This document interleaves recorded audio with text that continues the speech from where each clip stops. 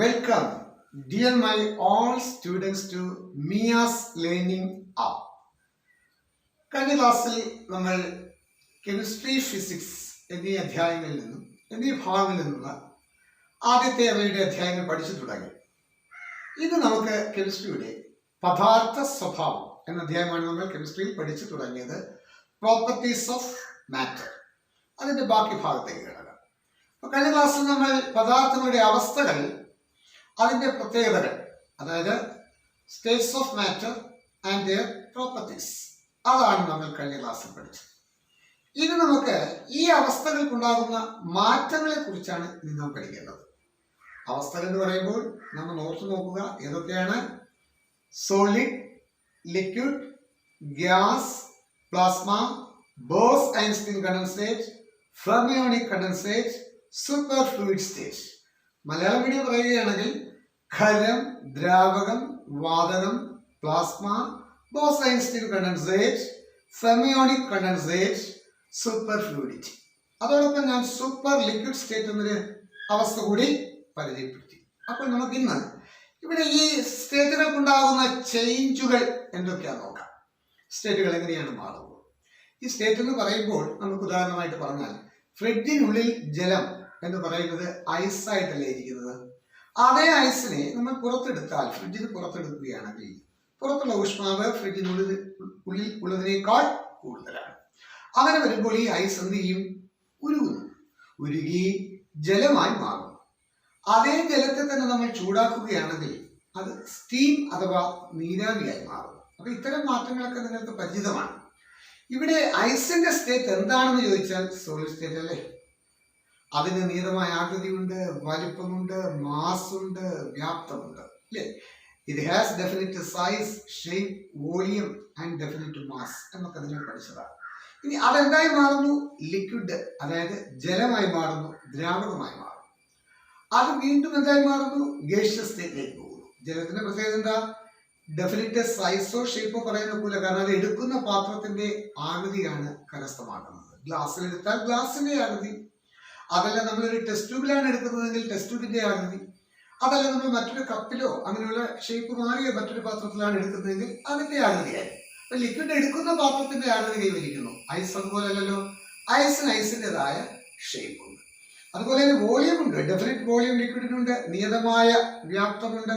അത് 250 ml വെള്ളം എടുത്താൽ അതേത് പാത്രത്തിലും എത്ര തന്നെയായിരിക്കും? 250 ml തന്നെയായിരിക്കും. വോളിയം ഡെഫിനിറ്റ് തന്നെയായിരിക്കും. അതേ ജലത്തെ തന്നെ നമ്മൾ ഹീറ്റ് ചെയ്തപ്പോൾ, ചൂടാക്കിയപ്പോൾ സ്റ്റീമായി മാറി. അതിന്റെ പ്രത്യേകത എന്താ? അതിന് ഡെഫിനിറ്റ് സൈസോ ഷേപ്പോ പറയാൻ പറ്റുമോ? പറ്റില്ല, കാരണം ഗേഷ്യസ് സ്റ്റേറ്റ് ആണ്, നീരാവിയാണ്. ഷേപ്പോ സൈസോ പറയാൻ പറ്റില്ല, ആകൃതി വലിപ്പോ പറയാൻ പറ്റില്ല. അതുപോലെ തന്നെ ഡെഫിനിറ്റ് വോളിയം നമുക്ക് പറയാൻ പറ്റില്ല. എന്താ കാര്യം? ഈ സ്റ്റീമിനെ നമുക്ക് ചെറിയ പാത്രത്തിനുള്ളിലും ആക്കാം, ഒരു വലിയ പാത്രത്തിലും ആക്കാം. അപ്പൊ അത് എല്ലാ സ്ഥലത്തേക്കും വ്യാപരിക്കുന്നതാണ് ഈ ഗേഷ്യസ് സ്റ്റേറ്റ്. ഇക്കാരണത്താൽ അതിന് ഡെഫിനിറ്റ് സൈസ്, നിയതമായ വലിപ്പമോ ആകൃതിയോ അതുപോലെ വ്യാപ്തമോ ഒക്കെ. പക്ഷെ ഡെഫിനിറ്റ് മാസ് ഉണ്ട്. ഇവയ്ക്ക് എല്ലാത്തിനും എന്തുണ്ട്?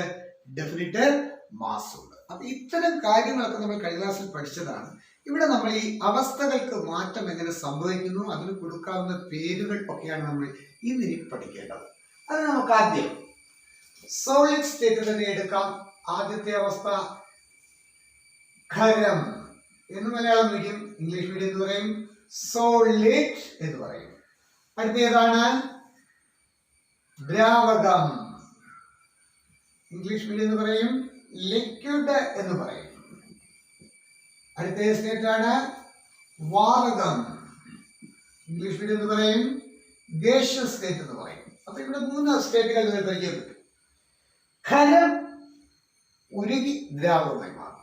അപ്പോൾ ഇവിടെ ഖരത്തിന് ദ്രാവകം എന്ന അവസ്ഥയിലേക്ക് മാറുന്നു. ഞാൻ അതിന് നമുക്ക് ദ്രവീകരണം എന്ന് കൊടുക്കാം. ദ്രാവകമായി മാറൽ എന്നുള്ള അർത്ഥം. ഇംഗ്ലീഷ് മീഡിയം പറയും ലിക്വിഡ് ആക്കൽ, ദാറ്റ് ഈസ് ലിക്വേഷൻ, ലിക്വിഫാക്ഷൻ എന്നൊക്കെ പറയാം. ലിക്വിഫാക്ഷൻ.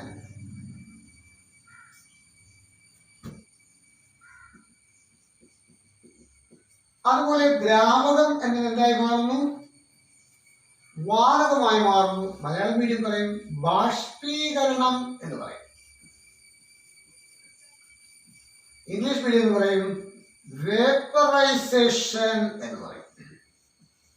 അപ്പോ സോളിഡ് ലിക്വിഡ് ആകുന്നത് ലിക്വിഫാക്ഷൻ, ലിക്വിഡ് ഗ്യാസായി മാറുന്നത് വേപ്പറൈസേഷൻ.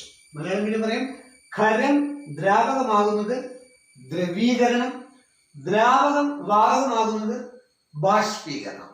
എന്നാൽ മറ്റൊരു മാറ്റം കൂടി നമുക്ക് പഠിക്കാം. ഖരം നേരിട്ട് വാതകമായി മാറും, ഡയറക്റ്റ് ആയിട്ട് സോളിഡ് എന്തായി മാറുന്നു? ഗ്യാസായി മാറും. അതായത് direct change of solid to gas, ഖരം ദ്രാവകമാകാതെ നേരിട്ട് വാതകമാകുന്നു. അതിനെ മലയാളം മീഡിയം പറയും ഉത്പാദനം എന്ന് പറയും. അതായത് ഇംഗ്ലീഷ് മീഡിയം സബ്ലിമേഷൻ എന്ന് പറയും. ഇങ്ങനെ സ്റ്റേറ്റുകൾ മാറുന്നു. ഈ സ്റ്റേറ്റുകൾ തിരിച്ചും മാറ്റമുണ്ടാകും. അതെന്താണെന്ന് വെച്ചാൽ ഗ്യാസ് സോളിഡായി മാറാം. എന്തായിട്ട് മാറാം? ഞാൻ അതിന് പറയുന്നു സോളിഡിഫിക്കേഷൻ, ഖനീഭവിക്കൽ. സോളിഡിഫിക്കേഷൻ. ഇവിടെ അതുപോലെ വാതകം തിരിച്ച് ദ്രാവകമായി മാറാം. സാന്ദ്രീകരിക്കൽ. ഇതായിട്ട് മാറുന്നു. അത് സാന്ദ്രീകരിക്കൽ, കണ്ടൻസേഷൻ. സാന്ദ്രീകരിക്കൽ. നമുക്ക് ഇവിടെ തന്നെ എഴുതാം ഈ രണ്ട് മാറ്റവും. സാന്ദ്രീകരിക്കൽ അതായത് കണ്ടൻസേഷൻ. ഇനി മറ്റൊന്ന് ലിക്വിഡ് സോളിഡായി മാറുന്നു. അതായത് ദ്രാവകം തിരിച്ച് ഖരമായി മാറുന്നു. അപ്പൊ ദ്രാവകം എന്തായി മാറുന്നു? ഖരമായി മാറുന്നു. ഖരമായി മാറുന്നതിന് സോളിഡിഫിക്കേഷൻ എന്ന് പറയും. എന്റെ പേര് പറയും സോളിഡിഫിക്കേഷൻ എന്ന് പറയും. ഖനീഭവിക്കൽ. ഇങ്ങനെ സ്റ്റേറ്റുകൾക്കുണ്ടാകുന്ന ചേഞ്ചുകൾ ഏതൊക്കെ, അതിനുള്ള പേരുകൾ ഒക്കെയാണ് നമ്മൾ പഠിച്ചത്. അപ്പോൾ സോൾട്ട് നേരിട്ട് ലിക്വിഡ് ആകുന്നു, ദ്രവീകരണം അതായത് ലിക്വിഫാക്ഷൻ, ഖരം ദ്രാവകമായി മാറുന്നത്, അതുപോലെ തന്നെ ദ്രാവകം വാതകമായി മാറുന്നത് ബാഷ്പീകരണം, നേരിട്ട് ഖരം വാതകമായി മാറുന്നത് ഉത്പാദനം. ഇംഗ്ലീഷ് മീഡിയം പറയുകയാണെങ്കിൽ solid changes to liquid, that process is liquefaction, and the liquid changes to gas, we call it is vaporization. Direct change of solid to gas is called sublimation. ഇതിന്റെ ഇനി റിവേഴ്സ് ആയിട്ടുള്ള തിരിച്ചുള്ള പ്രവർത്തനം നമുക്ക് നോക്കാം. വാതകം ഖരമായി മാറുന്നത് സോളിഡിഫിക്കേഷൻ അഥവാ ഖനീഭവിക്കൽ. That is gas changes to solid is solidification.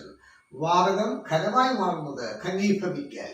ഇനി വാതകം തിരിച്ച് ദ്രാവകമായി മാറുന്നത് സാന്ദ്രീകരിക്കൽ, കണ്ടൻസേഷൻ എന്ന് പറയും. ഗ്യാസ് ലിക്വിഡ് ആകുന്നതാണ് കണ്ടൻസേഷൻ. തിരിച്ച് ലിക്വിഡ് സോളിഡ് ആകുന്നു, അല്ലെങ്കിൽ ദ്രാവകം ഖരമായി മാറുന്നു, അത് നമ്മൾ പറയും ഖനീഭവിക്കൽ തന്നെയാണ്. അതായത് ലിക്വിഡ് സോളിഡ് ആകുന്നതിനെ സോളിഡിഫിക്കേഷൻ എന്ന് പറയും. ഇങ്ങനെയുള്ള പ്രവർത്തനങ്ങൾ ഒരു പർട്ടിക്കുലർ, ഒരു നിശ്ചിത ടെമ്പറേച്ചറിലാണ് സംഭവിക്കുന്നത്. അതുകൊണ്ട് ഇവയ്ക്കൊക്കെ നമുക്ക് അതിന്റെ പ്രോസസ്സിന് പിന്നിലുള്ള ആ ടെമ്പറേച്ചർ നമുക്കൊരു പേര് കൊടുക്കാം. മെൽറ്റിംഗ് എന്ന് പറഞ്ഞാൽ ദ്രവീകരിക്കലാണല്ലോ. അപ്പോൾ അതിനെ മെൽറ്റിംഗ് പോയിന്റ് എന്ന് പറയാം. അതായത് ദ്രവണാങ്കം എന്ന് മലയാളം മീഡിയം പറയും. അത് നമ്മൾ മലയാളത്തിൽ പറയുകയാണെങ്കിൽ ഖരം ഒരു നിശ്ചിത ഊഷ്മാവിൽ ഉരുകി ദ്രാവകമാകുന്നു. അങ്ങനെ ഖരം ഉരുകി ദ്രാവകമാകാൻ എടുക്കുന്ന ആ നിശ്ചിത ഊഷ്മാവിന് പറയുന്ന പേരാണ് ദ്രവണാങ്കം. എന്ത് പറയും? ദ്രവണാങ്കം എന്ന് പറയും. ഇനി അതുപോലെ തന്നെ ദ്രാവകം വാതകമായി മാറുന്നു. ദ്രാവകം എന്തായി മാറുന്നു? വാതകമായി മാറുന്നു. നമ്മൾ അതിന് പറയുന്ന പേര് വേപ്പറൈസേഷൻ എന്നൊക്കെ പറയും, അല്ലെ? ബോയിലിംഗ് എന്നൊക്കെ പറയും. അപ്പോൾ അത് ബോയിലിംഗ് പോയിന്റ് എന്ന് കൊടുക്കാം. ആ ടെമ്പറേച്ചറിന് the temperature at which liquid boils to gas is boiling point എന്ന് കൊടുക്കാം. അപ്പോൾ ബോയിലിംഗ് പോയിന്റ് എന്നാണ് പഠിച്ചു. ഇനി നമുക്ക് അതുപോലെ തന്നെ സോളിഡ് നേരിട്ട് ഗ്യാസ് ആയി മാറും. സോളിഡ് എന്തായിട്ട് മാറുന്നു? ഗ്യാസ് ആയി മാറും. ഖരം നേരിട്ട് വാതകമായി മാറും. അതിന് ഉത്പാദനാങ്കം എന്ന് മലയാളം മീഡിയം പറയും. സബ്ലിമേഷൻ പോയിന്റ് എന്ന് ഇംഗ്ലീഷ് മീഡിയം പറയും. ഇത്തരത്തിൽ പ്രോസസ്സുകളും അവയ്ക്കെടുക്കുന്ന ടെമ്പറേച്ചറിന്റെ പേരുകളും ഒക്കെയാണ് നമ്മൾ ഈ പഠിച്ചത്. ഇവിടെ സബ്ലിമേഷൻ എന്ന് പറയുന്ന പ്രോസസ്സിന് നിരവധി എക്സാമ്പിൾ നമുക്ക് പറയാം. അയഡിൻ എന്ന് പറയുന്ന പദാർത്ഥം, അതിന്റെ നിറം എന്താണെന്ന് ചോദിച്ചാൽ വയലറ്റ് ക്രിസ്റ്റലുകളാണ്. വയലറ്റ് നിറത്തിലുള്ള കല്ലുകൾ പോലിരിക്കും, തിളങ്ങുകയും ചെയ്യും. അതിനെ നമ്മൾ ചൂടാക്കുമ്പോൾ വയലറ്റ് ഗ്യാസായി മാറും. ടെസ്റ്റ് ട്യൂബിൽ അയഡിൻ എടുത്തിട്ട് നമ്മൾ ചൂടാക്കുകയാണെങ്കിൽ ആ ടെസ്റ്റ് ട്യൂബിനുള്ളിൽ അയഡിന്റെ വേപ്പേഴ്സ് മുകളിലേക്ക് വരുന്നത് കാണാം. അപ്പോൾ ആ അയഡിന്റെ കളർ എന്താണ്? Violet colour. ആ വയലറ്റ് കളർ കാണാൻ നല്ല രസകരമാണ്. അപ്പോൾ വയലറ്റ് നിറത്തിലുള്ള അയഡിൻ, അപ്പൊ വയലറ്റ് നിറത്തിലുള്ള ക്രിസ്റ്റലുകൾ ഏതാണ് എന്ന് ചോദിച്ചാൽ അയഡിനാകുന്നു. ആ അയഡിനെ ചൂടാക്കുമ്പോൾ അയഡിന്റെ വേപ്പേഴ്സ് അഥവാ അതിന്റെ ഗ്യാസ് ആയി മാറുന്നു. അപ്പോൾ അതൊരു എക്സാമ്പിൾ ആണ് സബ്ലിമേഷൻ. ഇനി നാഫ്തലിൻ എന്ന് പറയും. എന്താണ് നാഫ്തലിൻ? പാറ്റ ഗുളിക എന്നൊക്കെ പറയും. നാഫ്തലിൻ ഇംഗ്ലീഷ് മീഡിയം എഴുതുമ്പോൾ NaPHTHALEIN. ഇതാണ് നാഫ്തലിൻ. പാറ്റകളെയൊക്കെ കൊല്ലുവാനായിട്ട് നമ്മൾ ഉപയോഗിക്കുന്ന ഒരു തരം വെളുത്ത നിറത്തിലുള്ള ഗുളികകൾക്ക് പറയുന്ന പേരാണ് നാഫ്തലിൻ എന്ന് പറയുന്നത്. ഈ നാഫ്തലിൻ ചൂടാക്കിയാൽ നേരിട്ട് എന്തായി മാറും? ഗ്യാസ് ആയിട്ട് മാറുന്നു. അപ്പൊ അതും മറ്റൊരു എക്സാമ്പിൾ ആണ്. ഇനി ബെൻസോയിക് ആസിഡ്. എന്താ ആസിഡാണ്? Benzoic acid. ബെൻസോയിക് ആസിഡ് എന്ന് മലയാളം മീഡിയം പറയും. ഇംഗ്ലീഷ് മീഡിയം എഴുതുമ്പോൾ BENZOIC. ബെൻസോയിക് ആസിഡും ഇത്തരത്തിൽ ചൂടാക്കുമ്പോൾ അത് എന്തായി മാറുന്നു? ഗ്യാസ് ആയി മാറുന്നു. അപ്പൊ സബ്ലിമേഷൻ നടത്തുന്നതിൽ എക്സാമ്പിൾ ചോദിച്ചാൽ അയോഡിൻ ഒരു എക്സാമ്പിൾ ആണ്, നാഫ്തലിൻ രണ്ടാമത്തെ എക്സാമ്പിൾ ആണ്, 3. അതുപോലെ ബെൻസോയിക് ആസിഡ് എന്ന് പറയും, അത് മറ്റൊരു എക്സാമ്പിൾ. ഇനി നമുക്ക് കാംഫർ, കർപ്പൂരം പറഞ്ഞൂടെ? കാംഫർ, CAMPHOR, കാംഫർ, കർപ്പൂരം. കർപ്പൂരം എന്ന് പറയുന്നതും എന്തിനു വിധേയമാകുന്നു? സബ്ലിമേഷൻ വിധേയമാകുന്നു. പിന്നെ നമുക്ക് പറയാം എക്സാമ്പിൾ ചന്ദനത്തിരികൾ, ഇൻസെൻസീവ് സ്റ്റിക്സ്, അതുപോലെ തന്നെ ഫേഷ്യൽ പൗഡർ, കോസ്മെറ്റിക് പൗഡേഴ്സ്. ഇതെല്ലാം തന്നെ കോസ്മെറ്റിക് നമുക്ക് മുഖത്തൊക്കെ അറിയാം. അപ്പൊ ഇത്തരത്തിലുള്ള ഉൽപ്പന്നങ്ങളെല്ലാം തന്നെ എന്തിനു വിധേയമാകുന്നുണ്ട്? സബ്ലിമേഷൻ വിധേയമാകുന്നുണ്ട്. അതുപോലെ തന്നെ കറി വെക്കുന്നതിന് ഉപയോഗിക്കുന്ന സോളിഡ് പൗഡറുകൾ, അത്തരം പദാർത്ഥങ്ങളെല്ലാം തന്നെ സബ്ലിമേഷൻ അഥവാ ഉത്പാദനത്തിന് വിധേയമാകുന്നുണ്ട്. അപ്പോൾ അവസ്ഥകൾ ഏതൊക്കെ, സ്റ്റേറ്റുകൾ ഏതൊക്കെ, ആ സ്റ്റേറ്റുകൾക്കുണ്ടാകുന്ന ചേഞ്ചസ് ആണ് നമ്മൾ ഇത്രയും നേരം പഠിച്ചത്. ഇത് നമുക്ക് NMMS പരീക്ഷയ്ക്ക് വരുന്ന ചോദ്യങ്ങൾ നമുക്കൊന്ന് പരിചയപ്പെടാം. ഓക്കെ, താഴെ കൊടുത്തിട്ടുള്ളവയിൽ ഉത്പാദനത്തിന് വിധേയമാകുന്ന പദാർത്ഥം, out of the following which one undergoes sublimation? Option, ഒന്നാമത്തെ option A sodium hydroxide, B ജലം, സി നീരാവി, ഡി ബെൻസോയിക് ആസിഡ്. ഏതാണ്ട് ശരി? Benzoic acid. അപ്പൊ ഇത്തരത്തിൽ ഓപ്ഷനുകൾ തരുമ്പോൾ അതിൽ നിന്നും ശരിയായ നമ്മൾ കണ്ടെത്തണമെങ്കിൽ അതെന്താണ്, അതിന്റെ ഉദാഹരണങ്ങൾ ഏതെല്ലാം ഉണ്ടോ അവയെല്ലാം നമ്മുടെ മനസ്സിൽ ഉണ്ടായിരിക്കണം. ഇത് നമുക്ക് അതിനോടൊപ്പം നമുക്ക് മറ്റൊന്നുകൂടി പഠിക്കാം. അതൊരു ചോദ്യം പഠിച്ചു, അതിന്റെ ഓപ്ഷൻ പരിചയപ്പെട്ടു. ഏതെല്ലാം പദാർത്ഥങ്ങളാണ് ഉത്പാദനം അഥവാ സബ്ലിമേഷന് വിധേയമാകുന്നത്? അയഡിൻ നമ്മളിപ്പോൾ പറഞ്ഞു കഴിഞ്ഞു. അതുപോലെ തന്നെ നാഫ്തലിൻ, അടുത്തത് ബെൻസോയിക് ആസിഡ്, പിന്നെ കാംഫർ കർപ്പൂരം, cosmetic powder, facial powder, incense sticks ചന്ദനത്തിരികൾ. ഇതെല്ലാം തന്നെ. ഇനി അടുത്തൊരു ചോദ്യം, ഖരം നേരിട്ട് വാതകമാകുന്ന പ്രവർത്തനം. ഒരു ഖരാവസ്ഥയിലുള്ള വസ്തു നേരിട്ട് അദ്ദേഹമാകുന്നു. എ സാന്ദ്രീകരിക്കൽ, ഘനീഭവിക്കൽ, ധ്രുവീകരണം, ഉത്പാദനം. ഏതാ ശരി? ഉത്പാദനം. ഇംഗ്ലീഷ് മീഡിയം പറയും the process by which solid changes to gas. A solidification, B liquefaction, C sublimation, D vaporization. ഏതാണ് ശരി? സബ്ലിമേഷൻ. ഇനി അവയ്ക്കെടുക്കുന്ന ടെമ്പറേച്ചർ എല്ലാം അറിയാമല്ലോ. The temperature at which solid changes to liquid, melting point. Liquid changes to gas, boiling point. Solid changes to gas, sublimation point. അതായത് ഒരു ഖരം ദ്രാവകമായി മാറുന്ന ഊഷ്മാവ്, ദ്രവീകരണ അല്ലെങ്കിൽ ദ്രവണാംഗം എന്ന് പറയും. ദ്രവീകരണ പ്രവർത്തനമാണ് അതിലെടുക്കുന്ന ഊഷ്മാവിന് ദ്രവണാംഗം എന്ന് പറയും. അതുപോലെ ദ്രാവകം വാതകമായി മാറുന്നതിനെടുക്കുന്നത് ബോയിലിംഗ് പോയിന്റ് എന്ന് പറയും. ഇനി നേരിട്ട് ഖരം വാതകമായി മാറുന്ന ഏതായിരിക്കും? ഉത്പതനാംഗം എന്ന് പേര് പറയും. ഉത്പതനാംഗം, അതായത് സബ്ലിമേഷൻ പോയിന്റ് എന്ന് പറയുന്നു. അപ്പൊ ഇത്രയുമാണ് നമ്മൾ ഈ അവസ്ഥകളെ കുറിച്ച് പരിചയപ്പെട്ടത്. ഇനി ഇവിടെ എന്തുകൊണ്ടാണ് സർവേ ഇങ്ങനെ മാറുന്നത്? What is the science behind it? ഇത്തരം ചേഞ്ചുകൾ സംഭവിക്കുന്നതിന് പിന്നിലുള്ള ശാസ്ത്രം എന്താണ്? അപ്പൊ നമുക്കൊന്ന് നോക്കാം. ഐസിനുള്ളിൽ ഐസ് നിർമ്മിക്കപ്പെട്ടിട്ടുള്ള കണികകൾ, പാർട്ടിക്കിൾസ്, അവ ചേർന്ന് സ്ഥിതി ചെയ്യുന്നു. ആ കണികകൾക്കിടയിലുള്ള ദൂരം എന്ന് പറയുന്നത് വളരെ കുറവാണ്. അവയ്ക്കിടയിൽ ശക്തമായ ആകർഷണ ബലമുണ്ട്. ഇതുകൊണ്ട് ശക്തമായ ആകർഷണ ബലമുണ്ട്. ചൂട് തട്ടുമ്പോൾ തന്മാത്ര അതിന്റെ സ്വസ്ഥാനത്ത് നിന്ന് ചലിക്കുവാൻ ആരംഭിക്കും.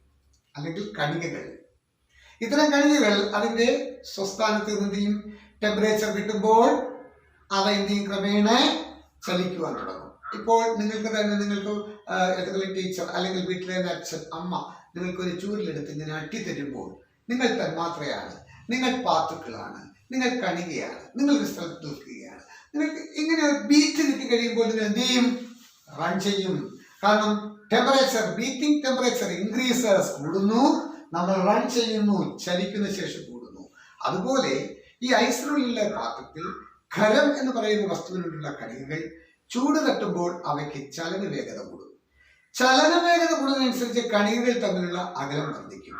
ഇതാണ് അവസ്ഥ പരിവർത്തനം അഥവാ ട്രാൻസിഷൻ, സ്റ്റേറ്റ് ട്രാൻസിഷന്, അവസ്ഥകൾക്കുണ്ടാകുന്ന മാറ്റത്തിന് കാരണം ഇതാണ്. അപ്പോൾ സോളിഡിൽ particles closely packed with minimum energy and minimum movement, വളരെ കുറച്ച് ചലിക്കാനുള്ള ശേഷിയുള്ളൂ, വളരെ കുറച്ച് എനർജിയുള്ളൂ. When the temperature increases, ഊഷ്മാവ് വർദ്ധിക്കുമ്പോൾ particle starts to move, particle എന്ത് ചെയ്യും? ചലിക്കുവാൻ തുടങ്ങും. And they try to keep away from each other, അവ ഒന്നിൽ നിന്നും മറ്റൊന്നും അങ്ങനെ അകന്നുകൊണ്ടേയിരിക്കുന്നു. അങ്ങനെ വരുമ്പോൾ സോളിഡ് എന്തായി മാറും? ലിക്വിഡ് ആകും. വീണ്ടും ടെമ്പറേച്ചർ കൊടുക്കുമ്പോൾ ലിക്വിഡ് എന്തായി മാറുന്നു? ഗ്യാസ് ആയി മാറുന്നു. അപ്പൊ ചുരുക്കി പറഞ്ഞാൽ നമുക്ക് സോളിഡിനുള്ളിൽ കണികകൾ ചേർന്ന് സ്ഥിതി ചെയ്യുന്നു. അവ തമ്മിലുള്ള ആകർഷണം കൂടുതലാണ്. അവയ്ക്ക് ചലിക്കാനുള്ള സ്വാതന്ത്ര്യക്കുറവുണ്ട്. അവയ്ക്ക് ഊർജം വളരെ കുറവാണ്.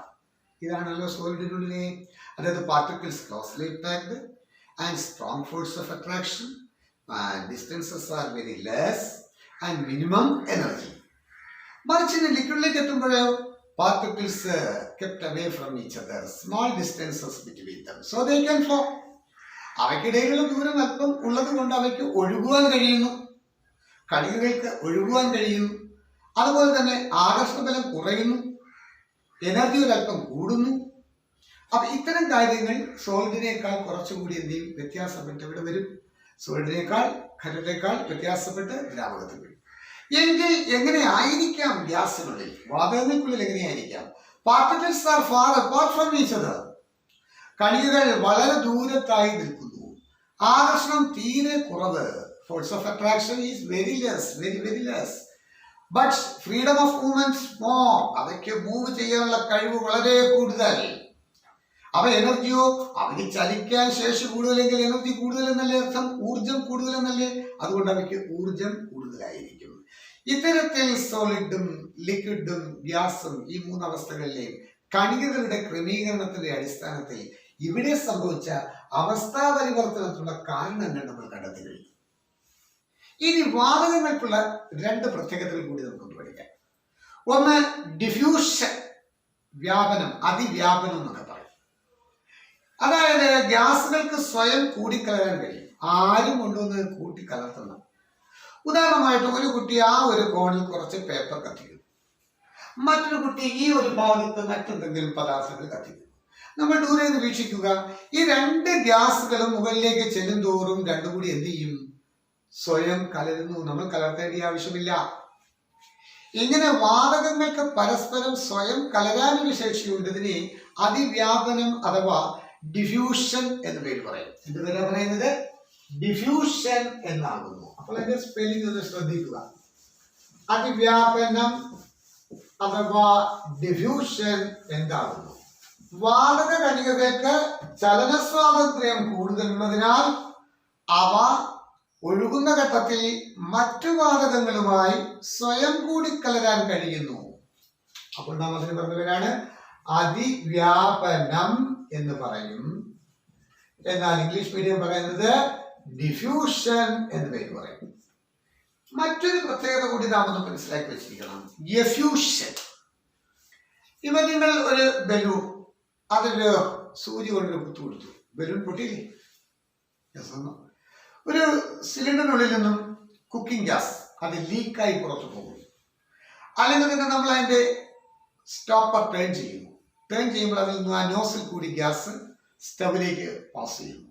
അപ്പൊ അങ്ങനെ ഒരു പ്രത്യേക ഒരു പർട്ടിക്കുലർ സ്ഥലത്തു കൂടി മാത്രം, ഒരു നിശ്ചിത ഏരിയയിൽ കൂടി മാത്രം ആ ഗ്യാസ് പുറത്തേക്ക് പടരുന്നു എങ്കിൽ നാം അതിന് എഫ്യൂഷൻ എന്ന് പേര് പറയും. എന്ത് പേര് പറയും? എഫ്യൂഷൻ എന്ന് പേര് പറയും. അപ്പോൾ വാതകങ്ങളുടെ രണ്ട് പ്രത്യേകതകളാണ്. ഒന്ന് ഡിഫ്യൂഷൻ എന്ന് പറയും, രണ്ടാമത്തത് എഫ്യൂഷൻ എന്ന് പറയും. മലയാളം മീഡിയം എഫ്യൂഷൻ എന്ന് തന്നെയാണ്. അപ്പൊ എന്താണ് ഡിഫ്യൂഷൻ, എന്താണ് എഫ്യൂഷൻ? വാതകങ്ങൾക്ക് സ്വയമേ കൂടി കലരാനുള്ള the self capacity of gaseous particles to intermix together. നമ്മൾ ആരും ഇന്റർമിക്സ് ചെയ്യേണ്ട, അവയ്ക്ക് എന്ത് ചെയ്യാൻ സാധിക്കും? സ്വയം കൂടിക്കലരാൻ കഴിയുന്നു. അതിന് പറയുന്ന പേരാണ് diffusion. The process of intermixing of gaseous particles, different gaseous particles, that process is known as diffusion എന്ന് പറയും. എന്തായിരിക്കാം ഡിഫ്യൂഷൻ? ഒരു നിശ്ചിത സ്ഥലത്തു കൂടി വളരെ ഉയർന്ന മർദ്ദത്തിൽ സ്ഥിതി ചെയ്യുന്ന ഒരു വാതകം ഒരു നിശ്ചിത സ്ഥലത്തു കൂടി മാത്രം പുറത്തേക്ക് പ്രവഹിക്കുന്നതിന് പറയുന്ന പേരാണ് diffusion. The process of movement of gaseous particles through a pores. Pores എന്ന് പറയുന്നത് എന്താണ്? സുഷിരം. Through a particular pore from higher pressure to a region of low pressure. അതെന്താ സാർ? പ്രഷർ ഹൈ ആയിരിക്കണം. ഹൈ പ്രഷറിൽ നിന്നും പ്രഷർ കുറഞ്ഞ ഭാഗത്തേക്ക് ഒരു പോറിൽ കൂടി, ഒരു സുഷിരത്തിൽ കൂടി പുറത്തേക്ക് ഗ്യാസ് പ്രവഹിക്കുന്നതിന് പറയുന്ന പേരാകുന്നു എഫ്യൂഷൻ. അപ്പോൾ നമ്മൾ അതും പഠിച്ചു കഴിഞ്ഞു. ഇനി അടുത്തേക്ക് നമുക്ക് നോക്കാം. ശുദ്ധ പദാർത്ഥങ്ങൾ, പ്യുവർ സബ്സ്റ്റൻസസ് ആൻഡ് മിക്സ്ചേഴ്സ്, മിശ്രിതങ്ങൾ. അപ്പൊ നമ്മൾ കുറച്ച് പദാർത്ഥങ്ങൾ എടുത്ത് അവയെ കുറിച്ചൊരു പഠനം നടത്തിയിട്ട് നമുക്ക് ഇവ ഏതൊക്കെയാന്ന് നോക്കാം. സോഡാ വെള്ളം എല്ലാവർക്കും അറിയാവുന്നതാണ്. സോഡാ വെള്ളം കണ്ടിട്ടുണ്ടോ? കണ്ടിട്ടുണ്ട്. കുടിച്ചിട്ടുണ്ടോ? കുടിച്ചിട്ടുണ്ട്. ഓക്കെ, നിങ്ങൾക്കൊക്കെ ഇഷ്ടമാണ് തണുത്ത സോഡാ വെള്ളം അല്ലേ? ഈ സോഡാ വെള്ളം എങ്ങനെ നിർമ്മിക്കുന്നത്? കാർബൺ ഡൈ ഓക്സൈഡ് എന്ന ഗ്യാസിനെ ജലത്തിൽ ഡിസോൾവ് ചെയ്യിക്കുന്നു അണ്ടർ ഹൈ പ്രഷർ. വളരെ ഉയർന്ന മർദ്ദം ഉപയോഗിച്ച് കാർബൺ ഡൈ ഓക്സൈഡ് ഗ്യാസിനെ ജലത്തിൽ ലയിപ്പിക്കുന്നതിന് പറയുന്ന പേരാണ് അങ്ങനെ കിട്ടുന്നതാണ്. അതൊരു മിക്സിംഗ് അല്ലേ? രണ്ട് വ്യത്യസ്ത പദാർത്ഥങ്ങൾ തമ്മിൽ മിക്സ് ചെയ്തല്ലേ? ഏതൊക്കെയാണത്? ജലം, മറ്റൊന്ന് കാർബൺ ഡൈ ഓക്സൈഡ്. ഇതുപോലെ ഉപ്പിലായി, നിങ്ങൾക്കറിയാമല്ലോ ഉപ്പിലായനി. ഉപ്പ് വെള്ളത്തിലിട്ട് കലർത്തുന്നു, അപ്പൊ അവിടെ ഉപ്പുമുണ്ട് ജലവുമുണ്ട്, അതും മിക്സ് ചെയ്തതാണ്. ഇനി അതുപോലെ പഞ്ചസാരലായി, പഞ്ചസാര എന്ത് ചെയ്യുന്നു? വെള്ളത്തിൽ കലർത്തുന്നു. അപ്പൊ ഇവിടെ നിരവധി പദാർത്ഥങ്ങൾ, വ്യത്യസ്ത തരം പദാർത്ഥങ്ങളെ മിക്സ് ചെയ്ത് കഴിഞ്ഞാൽ നാം അതിന് എന്ത് പേര് പറയും? മിശ്രിതങ്ങൾ എന്ന് പറയും. എന്താണ് മിശ്രിതങ്ങളുടെ പ്രത്യേകത? അവയിൽ രണ്ടിനത്തിലുള്ള പദാർത്ഥങ്ങളുണ്ട്. ഉപ്പിലായനിയിൽ ആരൊക്കെയുള്ളത്? ഉപ്പുമുണ്ട് ജലവുമുണ്ട്. പഞ്ചസാരലായനിയിൽ പഞ്ചസാരയുണ്ട് ജലവുമുണ്ട്. സോഡാ വെള്ളത്തിൽ കാർബൺ ഡൈ ഓക്സൈഡ് ഉണ്ട് ജലമുണ്ട്. ഇങ്ങനെ വ്യത്യസ്ത തരം പദാർത്ഥങ്ങൾ കൂട്ടിക്കലർത്തുന്നു. ജലം എന്ന് പറയുന്നതിന് ജലത്തിൻ്റെതായ ഒരു സ്വഭാവമുണ്ട്, ഉപ്പിന് ഉപ്പിൻ്റെതായ സ്വഭാവമുണ്ട്. അവ കൂട്ടിക്കലർത്തി കഴിഞ്ഞാൽ അതിനെ ശുദ്ധ പദാർത്ഥം എന്ന് പറയാൻ പറ്റുമോ? അവയാകുന്നു മിശ്രിതങ്ങൾ അഥവാ മിക്സ്ചേഴ്സ്. അപ്പൊ എന്താണ് ശുദ്ധ പദാർത്ഥത്തിന്റെ പ്രത്യേകത? ഒരു പദാർത്ഥത്തിൽ അതിൻ്റെതായ തരികൾ മാത്രമേ കാണാവൂ, അതിൻ്റെതായ കണങ്ങൾ. ഒരേ സ്വഭാവമുള്ള കണികകളാൽ നിർമ്മിക്കപ്പെട്ടിട്ടുള്ളതാണ് ശുദ്ധ പദാർത്ഥം. Pure substances are made of one kind of particles only. ഒറ്റ ഇനത്തിലുള്ള പാർട്ടിക്കിൾസേ കാണും. അങ്ങനെയെങ്കിൽ മിശ്രിതം എന്തായിരിക്കാം? വ്യത്യസ്ത സ്വഭാവങ്ങൾ ഉള്ള, വ്യത്യസ്ത ഇനത്തിലുള്ള പദാർത്ഥങ്ങൾ മിക്സ് ചെയ്തത് കൂട്ടിച്ചേർത്തതാണ്. അപ്പോൾ mixtures R substances made of more than one kind of particles. ഈ പാർട്ടിക്കിൾസ് ഉദ്ദേശിക്കുന്നത് ഓരോ വസ്തുവിന്റെയും തനതായ ഗുണം നിലനിർത്തുന്ന അതിനുള്ളിലെ ചെറിയ തടികളാണ്. ജലത്തിൽ നമ്മൾ നോക്കുകയാണെങ്കിൽ ജലത്തിൻ്റെതായിട്ടുള്ള സ്വഭാവമുള്ള ആണ്. നിങ്ങൾക്കറിയാം, ഇപ്പോൾ തന്നെ സാർ പറയാം, നമ്മൾ അടുത്ത അധ്യായങ്ങളിലേക്ക് വരുന്നതിൽ ഇപ്പോൾ തന്നെ പറയാം H2O. ജലത്തിൽ ആരാളുള്ളത്? 2 ഹൈഡ്രജനും ഒരു ഓക്സിജനും ഒട്ടിച്ചേർന്ന് നിൽക്കുകയാണ്, ജോയിൻ ചെയ്ത് നിൽക്കുകയാണ്. അവ ജലമെടുത്താൽ H2O H2O H2O H2O H2O H2O ആണ്. ആ ജലത്തിൽ മുഴുവനും H2O എന്ന് പറയുന്ന പദാർത്ഥം ആ ഒരു കണികകൾ മാത്രമേ കാണിക്കുകയുള്ളൂ. എന്നാൽ ഉപ്പ് കലർത്തി കഴിയുമ്പോൾ ഉപ്പിന്റെ കണിക കൂടി അതിനകത്തേക്കാകും. അപ്പോൾ അത് പ്യുവർ അല്ലല്ലോ, മിക്സ്ചേഴ്സ് ആകുന്നു. അപ്പൊ ഇത്തരത്തിൽ സബ്സ്റ്റൻസുകളെ നമ്മൾ 2ആയി തരംതിരിച്ചു. ഒന്ന് പ്യുവർ സബ്സ്റ്റൻസ് എന്നും മറ്റൊന്ന് മിക്സ്ചേഴ്സ് എന്നും. മലയാളം മീഡിയം പറയുകയാണെങ്കിൽ ശുദ്ധ പദാർത്ഥങ്ങൾ എന്നും മറ്റൊന്ന് മിശ്രിതങ്ങൾ എന്നും പറയും. അപ്പോൾ നമ്മൾ പഠിച്ചു കഴിഞ്ഞ് എന്തൊക്കെയാണ് അവസ്ഥകൾ, ഏതൊക്കെ, അവയുടെ പ്രത്യേകതകൾ എന്തെല്ലാം, അവസ്ഥകൾക്കുണ്ടാകുന്ന പരിവർത്തനങ്ങൾ എന്തെല്ലാം, ആ പ്രതിഭാസം എന്തെല്ലാം പേരിൽ അറിയപ്പെടുന്നു, അവയ്ക്കെടുക്കുന്ന ഊഷ്മാവിന് ഏതെല്ലാം പേരിൽ അറിയപ്പെടുന്നു, പദാർത്ഥങ്ങൾ ഏതെല്ലാം തരത്തിലുണ്ട്, ശുദ്ധപദാർത്ഥങ്ങൾ, മിശ്രിതങ്ങൾ, അവസ്ഥാ പരിവർത്തനം എന്തുകൊണ്ട് സംഭവിക്കുന്നു, ഇത്രയുമാണ് നമ്മൾ പഠിച്ചു നിർത്തിയത്. ഇംഗ്ലീഷ് മീഡിയം പറയുകയാണെങ്കിൽ what are the different States of matter and what are the characteristic properties of them and transition or changes of states of matter. We studied mainly 3 changes, that is solid to liquid to gas, solid to gas, and their opposite changes. And temperature, regard for their changes and their names. Then we studied the reasons for the changes. And also we studied substances are of 2 kinds, pure substance and mixtures, and also examples. അതിൽ pure substance അഥവാ ശുദ്ധപദാർത്ഥങ്ങൾക്കുള്ള example ചോദിക്കുകയാണെങ്കിൽ soda വെള്ളം പറയാൻ പറ്റില്ല, കാരണം soda വെള്ളമുണ്ട്. നമുക്ക് പറയാം ജലം പറയാം, ഐസ് പറയാം, നീരാവി പറയാം, അതുപോലെ സ്വർണം എന്ന് പറയുന്നത് നേരത്തെ സ്വർണത്തിൻ്റെതായിട്ടുള്ള പാർട്ടിക്കിൾ മാത്രമേ കാണുള്ളൂ. അപ്പൊ ഇതെല്ലാം ആ ഒരു വിഭാഗത്തിൽ വരും. എന്നാൽ അതിനകത്തേക്ക് നമ്മൾ സ്വർണത്തിനകത്ത് ആരൊക്കെ ഉണ്ടെന്ന് 2 തരത്തിലുള്ള പാർട്ടിക്കിളുണ്ട്. ഏതൊക്കെയാണ് സ്വർണത്തിൽ ഉള്ളത്? ഒന്ന് ശുദ്ധ സ്വർണ്ണമാണെങ്കിൽ നമുക്ക് അങ്ങനെ പറയാം. ശുദ്ധമായ സ്വർണ്ണം നമുക്ക് ആഭരണമായിട്ട് ഉപയോഗിക്കാൻ പറ്റില്ല, കാരണം ചൂട് തട്ടുമ്പോൾ ഉരുകിപ്പോകും. അതുകൊണ്ട് സ്വർണത്തിൽ നമ്മൾ എന്ത് ചേർക്കാറുണ്ട്? സ്വല്പം കോപ്പർ ചേർക്കാറുണ്ട്. അപ്പൊ അവിടെ സ്വർണത്തിൻ്റെതായ തരിയുണ്ട്, കോപ്പർ അഥവാ ചെമ്പെന്ന് പറയുന്നതിന്റെ തരികൾ കൂടിയുണ്ട്. അപ്പൊ ഇത്തരത്തിൽ നമുക്ക് പ്യുവർ സബ്സ്റ്റൻസ് എന്നും മിക്സ്ചേഴ്സ് എന്നും നമുക്ക് പലതായി തിരിക്കാം. മിശ്രിതങ്ങൾക്ക് എക്സാമ്പിൾ ചോദിക്കുകയാണെങ്കിൽ ഉപ്പുലായനി, സാൾട്ട് വാട്ടർ, പഞ്ചസാര ലായനി, ഷുഗർ വാട്ടർ, സോഡ വെള്ളം, സോഡ വാട്ടർ എന്നിവയാകുന്നു. ഓക്കെ ഡിയർ മൈ സ്റ്റുഡൻസ്, ഞാൻ പ്രതീക്ഷിക്കുന്നു നിങ്ങൾ ലേണിംഗ് ആപ്പ് ഡൗൺലോഡ് ചെയ്ത് സിസ്റ്റമാറ്റിക് ആയിട്ടെല്ലാം പഠിക്കുന്നുണ്ട്. ഒപ്പം ബോർഡിൽ എഴുതിയിടുന്നതും അതുപോലെ തന്നെ പറയുന്ന ചില കാര്യങ്ങളൊക്കെ നിങ്ങൾ കുറിപ്പായിട്ട് എഴുതുന്നുണ്ട്. അതുപോലെ നോക്കണം. എന്നിട്ട് ഞാൻ കഴിഞ്ഞ ക്ലാസ്സിൽ പറഞ്ഞ എന്തായിരുന്നു, നിങ്ങൾ തന്നെ ചോദ്യങ്ങൾ പ്രിപ്പയർ ചെയ്ത് നിങ്ങൾ തന്നെ ഓപ്ഷൻ കൊടുത്ത് ശീലിക്കുകയാണെങ്കിൽ തീർച്ചയായിട്ടും കോമ്പറ്റേറ്റീവ് എക്സാമിന് നമുക്ക് എന്ത് ചെയ്യാം, നല്ല മാർക്ക് സ്കോർ ചെയ്യാം. Okay, that's all dear my students.